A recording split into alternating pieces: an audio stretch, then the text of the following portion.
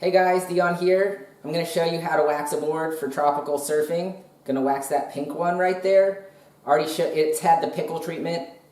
You would see the video of how to take the wax off your board and when to take the wax off your board. Wax has been taken off this board. Want the board nice and clean before you wax it, so let's get to waxing, alright? First I'll put it on this couch. I want to put something on the floor so the bottom of the board doesn't get scratched up. I'm going to use a board bag in this case.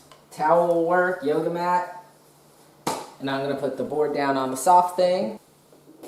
Alright, so now I'm going to wax the board. I'm going to use my favorite wax. Wax is polarizing, but I'm using Sticky Bumps Tropical. That's all I'm using. No base coat. This is my favorite wax for me. I like Sticky Bumps because it sticks well enough but isn't too sticky and it's not too slippery. That's my thing. I'll have a whole video on wax. Check out my wax preferences video. But everybody knows I love Sticky Bumps. I'll use other things, but for now, I'm using Sticky Bumps. And I'm going to show you, I'll start here in front of the camera. So I start with just get wax on there. No rhyme or reason, just get it on there. Just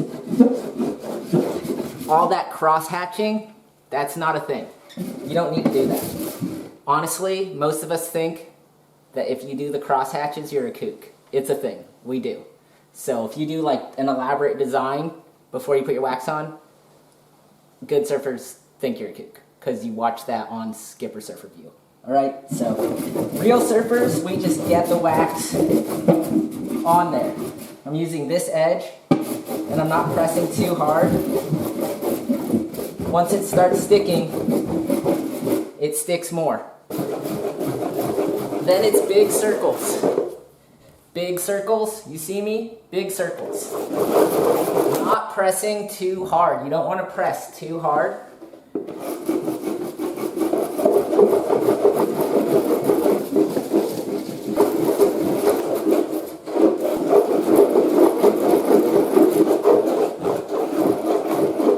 Alright, so there you saw the waxing. It's pretty much done. That's all that I needed. The reason for the circles, I can do a little more now.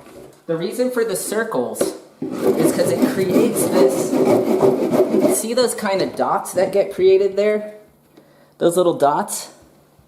That's called a bead, and that's essentially the traction. Those little dots are the traction.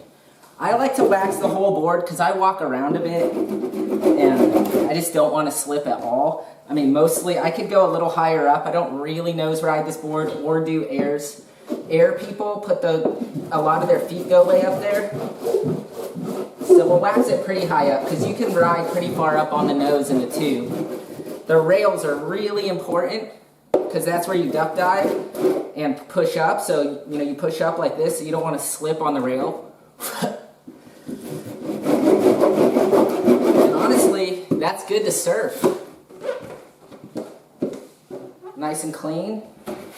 Sticky, tractiony enough, and I'm not going to wax it again at the beach, not for the first surf, but if I surf, I'll wax it once before every surf in the tropics, because in the tropics, even this nice hard wax melts off, and then when I go back to New York, I just got to put cold water wax on top of this, because tropical wax and base coat are like almost the same thing.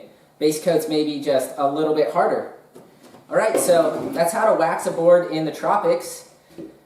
Like and subscribe. Questions, comment below. Totally hear you if you want to do the cross-hatching. But yeah, it's just the cultural code in surfing that most surfers who've been in the culture a while don't do the cross-hatching. We just like to do the big circles, get that bead going, and wax on, wax off. Alright, but mostly wax on. Like and subscribe.